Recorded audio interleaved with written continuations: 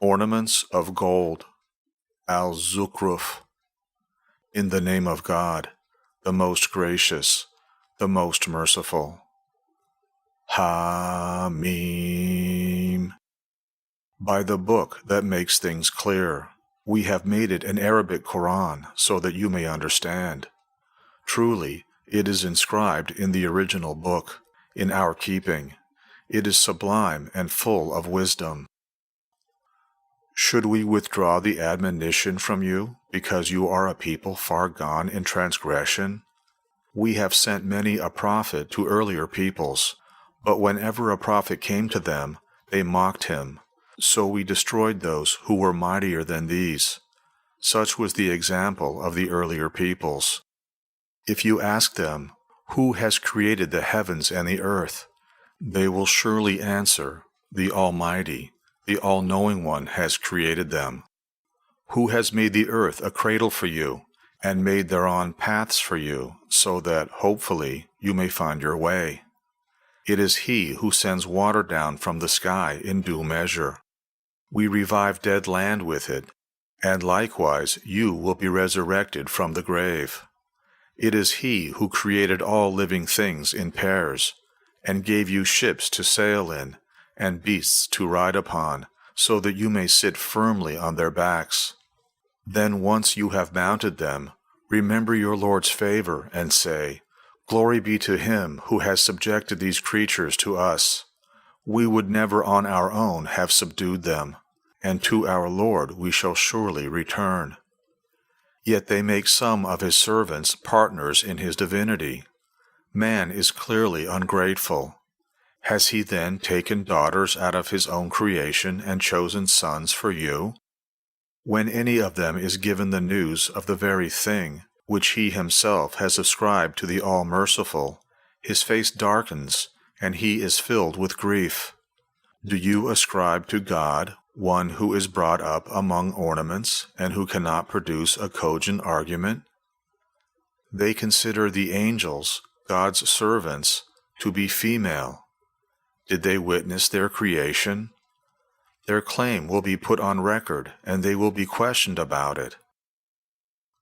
They say, "If the All-Merciful had so willed, we would not have worshipped them." They have no knowledge of that. They are only conjecturing. Have we given them a book before this to which they are holding fast? No, indeed. They say, "We have found our fathers following a certain course, and we are guided by their footsteps." Whenever we sent a messenger before you to warn a township, the affluent among them said in the same way, "We saw our fathers following this tradition. We are only following in their footsteps." Each messenger said, "What if I should bring you better guidance than what you found your fathers had?" They replied, "We reject any message you have been sent with." So we wreaked our vengeance on them. Now see what was the end of those who rejected the truth. Call to mind when Abraham said to his father and his people, "I disown utterly that which you worship. I worship only Him who created me, and He will certainly guide me." And he left these words to endure among his descendants, so that they might return to God. Yes, I gave the good things of this life to these men and their fathers, until the truth came to them, and a messenger expounding things clearly. But when the truth came to them, they said, "This is sorcery," and we reject it. They said, "Why was this Quran not sent down to one of the great men of the two cities?" Is it they who apportion the mercy of your Lord? It is we who distribute among them their livelihood in the life of this world, and raise some of them above others in rank, so that they may take one another into service. And the mercy of your Lord is better than the wealth which they amass. If it were not that all mankind might have become one community of disbelievers, we could have given all those who deny the Lord of mercy houses with roofs of silver, silver staircases to ascend, and silver doors to their houses, and silver couches on which to recline, and ornaments of gold. But all of these are but the provision of this present life. It is the life to come that the Lord reserves for those who fear him. As for one who turns away from the remembrance of the gracious God, we appoint for him a devil who will become his intimate companion. Devils divert men from the right way, while they think that they are rightly guided. When such a person comes to us, he will say to his comrade, "If only you had been as far away from me as east is from west." What an evil comrade!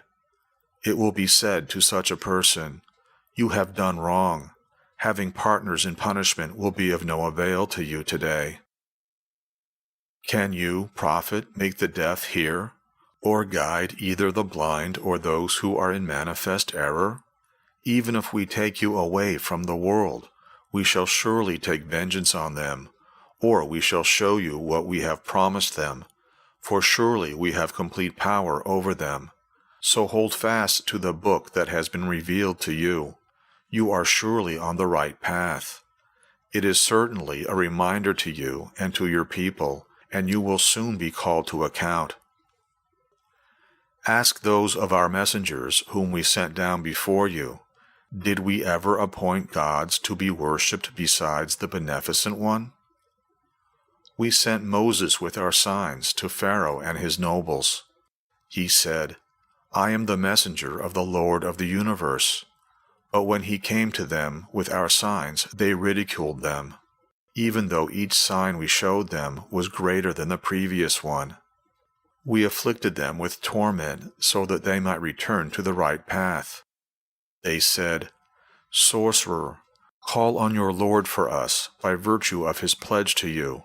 We shall certainly accept guidance." But when we relieved them of the torment, they broke their word.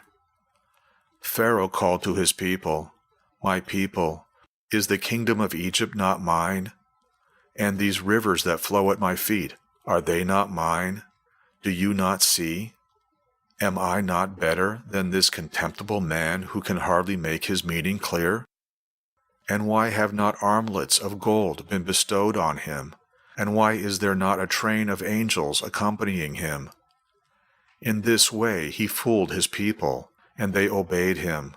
They were a rebellious people.